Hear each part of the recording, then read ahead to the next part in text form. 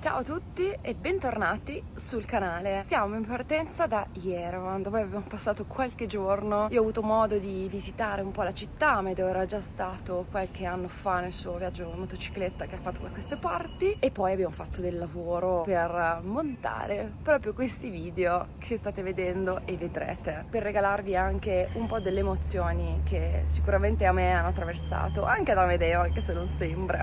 Abbiamo caricato le moto là dietro e vi facciamo vedere l'itinerario che abbiamo pensato per la giornata di oggi. Partiamo da questa zona qua stamattina e andiamo in questa direzione, verso il lago di Sevan, e dopodiché inizieremo la discesa nella direzione opposta, verso sud, che ci farà passare anche attraverso un bellissimo caravanserraglio dove ho dormito io nel primo viaggio, e dopo proseguiremo verso giù, sempre verso sud. Forse stasera dormiamo a Sisian.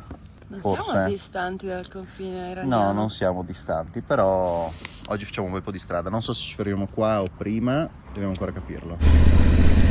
Partiti da Yerevan. Una giornata è troppo poco per carpire a pieno l'anima di questa capitale armena, la città più popolosa dell'Armenia, con circa 1 milione di abitanti.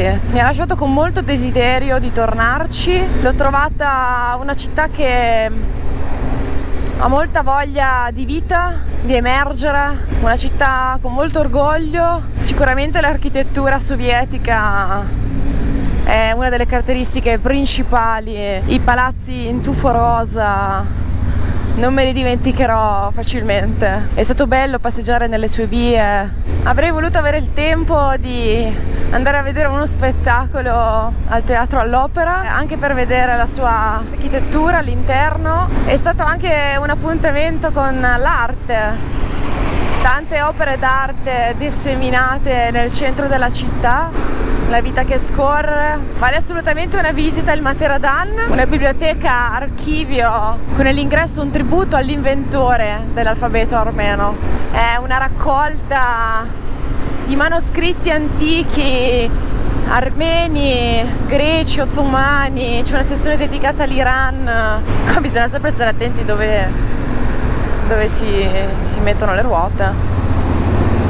È bello anche solo sedersi in uno dei tanti caffè, sorseggiare un caffè appena macinato e guardarsi attorno, la vita che scorre, le persone che si incontrano, che camminano, che vanno da qualche parte. Sicuramente ho una gran voglia di ritornarci, una città che mi ha affascinato. Ma a me piace questo modo di viaggiare, non andare avanti per liste, vedere questo, quell'altro.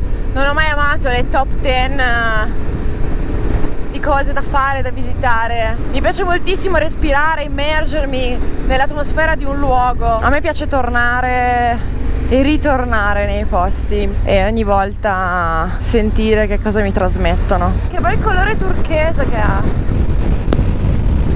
È veramente il suo colore. Non sono neanche i miei occhiali o YouTube, è proprio così sto colore. Siamo a 1900 metri di altitudine. Il lago di Sevan è un lago di acqua dolce, uno dei più alti. C'è un profumo che ti entra nelle narici. L'aria si è fatta più fresca qua su. Allora, il lago di Sevan è anche un luogo di balneazione. Certo è che la stagione balneare dovrebbe essere abbastanza corta, ma è pieno di insenature, il colore cambia moltissimo. E torniamo sulle strade della Real Armenia. Sì, ma io avevo appena finito di dire che era tutto asfaltato finora, strade veloci, e invece il colore mi ricorda molto il Pangong Lake in India, Ladakh. È vero, anch'io ho pensato al Pangong Lake. Carina!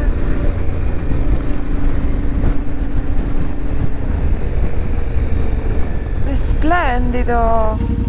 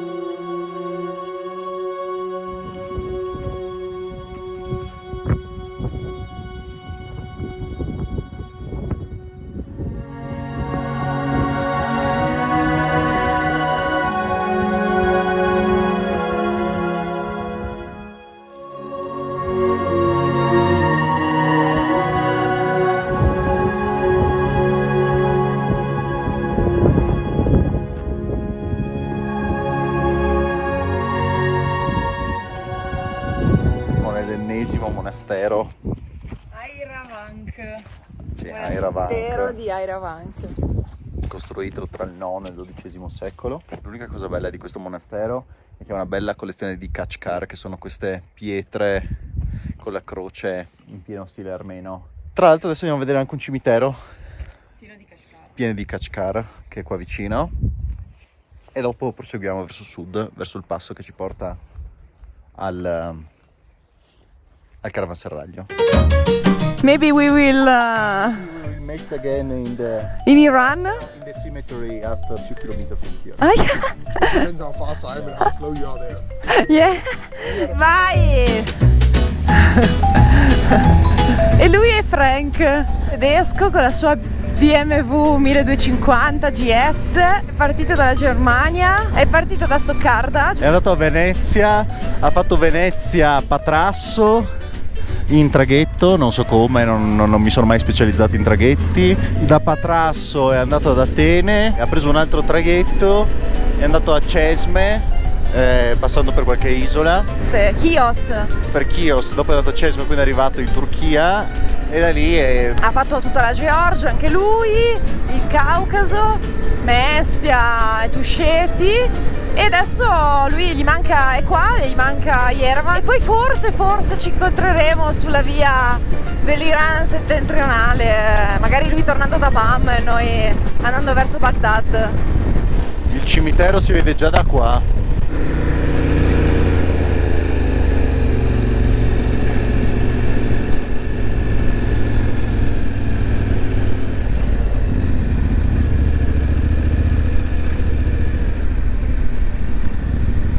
Siamo arrivati nella cittadina di Noratus, famosa per il suo cimitero Piena di piena di Khachkar. Khachkar.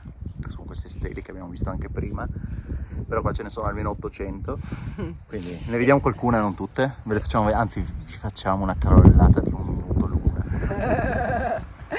Medievali per la maggior parte. Per la maggior parte medievali. Ovviamente sono evoluzioni di steli di epoca pagana, infatti alcune delle più antiche mantenevano anche il simbolo del sole, perché bisogna ricordarci che c'erano la religione del dio sole, che è la stessa che venerava Costantino all'inizio del IV secolo, prima di convertirsi al cristianesimo. Era molto diffusa in Asia Minore e in tutta, diciamo, l'Anatolia e una parte anche di quella che era la provincia della Siria. Quindi mantengono alcune caratteristiche dal punto di vista della conformazione, per dopo essere evolute in epoca medievale con tutte quelle che raffigurano soprattutto la croce come albero della vita con le radici. Quindi ribattezzate la nuova fede. La nuova fede. I Khachkar sono una parte fondamentale della cultura armena.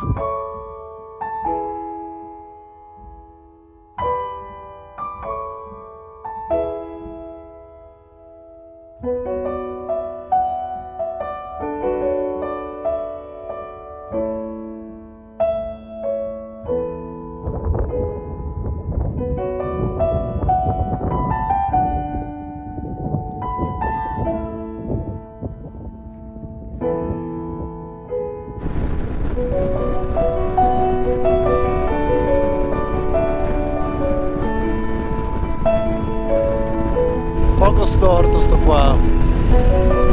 Speriamo che non cada.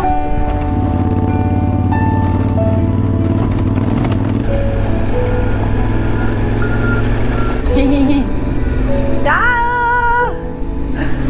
Ne ho salutati altri 25 prima, Io non lo so, quando ero piccola non salutavo i motociclisti, non lo so. Dalla Romania che ci salutano con la motocicletta. Eccolo, me lo chiedo questo, cioè ci faccio caso dalla Romania. Io non ho mai salutato i motociclisti prima di perdere la testa per le moto, eppure in tutto il mondo basta una moto e ci salutano con grande affetto, è molto bello.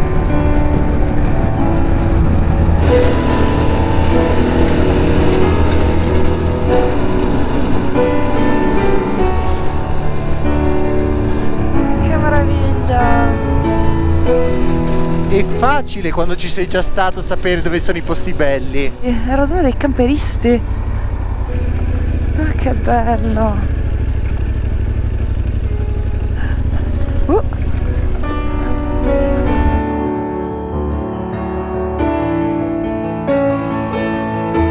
Sono dentro al caravanserraglio che ha più di 1000 anni.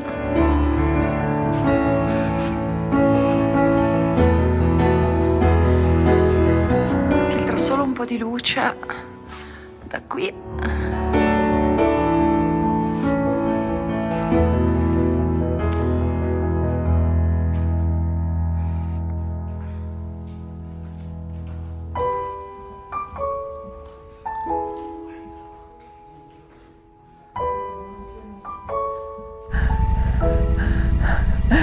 Ciao Frank! See you next time. See you next time, somewhere. Somewhere. I'm stopping at the camping. Okay. That's the next stop. See you. We'll see. There are some monasteries. There are some very beautiful monasteries on the left. I'm 4 days, 5 days in the country. I already are with one. Yeah, because nothing else. And I still have a lot on the list. I know. But I think I go to the camping and take it easy. Ok. All right? Bye. Vai Frank! Che panorama incredibile! Praticamente gli ho detto guarda, se vuoi più avanti ci sono dei bei monasteri su una strada a sinistra alla fine della strada che viene giù dalla montagna, no? Mi fa, sono 3-4 giorni che sono in Armenia e ne ho già fino sopra i capelli, hai visto che ha alzato la mano? Mi fa, dei monasteri e ne ho altri sulla lista. Capisco. Dopo un po'. Tra l'altro secondo me i più belli sono stati quelli dei primi giorni. Il secondo giorno forse è quello che più mi ha colpito, ma anche perché c'era silenzio e non c'era nessuno. Guarda che bello qua sotto. Wow! Che meraviglia! La strada che serpenteggia giù è stupenda. No, vabbè, incredibile. Che panorama. Io così me lo immagino il sud dell'Armenia. Come il sud dell'Armenia è molto più vicino all'Iran, me lo immagino molto così. Il caravanserraglio che abbiamo appena visto è il caravanserraglio di Selim. È un caravanserraglio costruito intorno al 1350 durante la Pax Mongola ed era uno dei caravanserragli comunque sulla via della seta, che anche in parte transitava di qua. In realtà nella forma in cui lo vediamo adesso è abbastanza, come dire, non voglio dire finto, ma ristrutturato negli anni 50-60, un po' che era crollato già nel XV e nel XVI secolo, per cui è stato in servizio, diciamo, attivo per 200-300 anni. Dopodiché è rimasto un simbolo comunque di passaggio su questa bellissima strada che porta al lago di Sevan. La cosa divertente è che 6 anni fa, quando ci sono venuto in moto con la mia Royal Enfield al ritorno dal viaggio in Afghanistan, fra l'altro l'ho fatto nella stessa direzione che stiamo facendo adesso, perché stavo tornando indietro dal Nagorno-Karabakh. Ho dormito dentro, avevo montato la tenda in un angolo perché ero arrivato tardissimo e il mio budget all'epoca era veramente estremamente basso. Ho mangiato delle robette che mi ero preso in un negozietto fredde e ho passato lì la notte ed è stato molto divertente. Tra l'altro non è l'unico caravanserraglio che ho utilizzato nella sua forma originaria, perché di fatto quello lì è la forma originale del caravanserraglio, cioè una protezione all'intemperie per i viandanti. È successo anche in Iran, sempre in quel viaggio, un paio di volte. Mi ricordo uno bellissimo che ho utilizzato proprio fuori il deserto di Lut, ed è sempre un'esperienza unica, però non so se lo rifarei, perché con 15-20 euro puoi dormire in un letto e avere tutte le comodità del mondo, soprattutto una doccia, non te lo fa fare nessuno, ma non toglie niente al viaggio vero dormire in un letto. Anzi, non è che il viaggio vero, io soprattutto odio la parola vero, perché cos'è vero, cos'è il vero? Ci sono state scritte infinite pagine di filosofia su cosa sia il vero. Se non ci sono altre soluzioni è una prospettiva affascinante, anche avere la tenda come ci abbiamo noi di scorta di emergenza, ma se non ci sono con le condizioni, perché a 300 metri, a 4 km, anche 10 km c'è un hotel o una guest house o un posto dove dormire, oggettivamente non lo fa fare nessuno.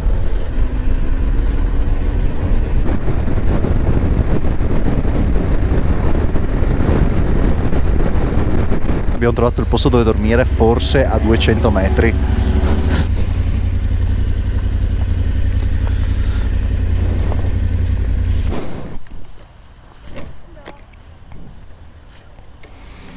Abbiamo appena incontrato per la prima volta un iraniano motociclista viaggiatore che è partito dall'Iran ed è adesso in Armenia.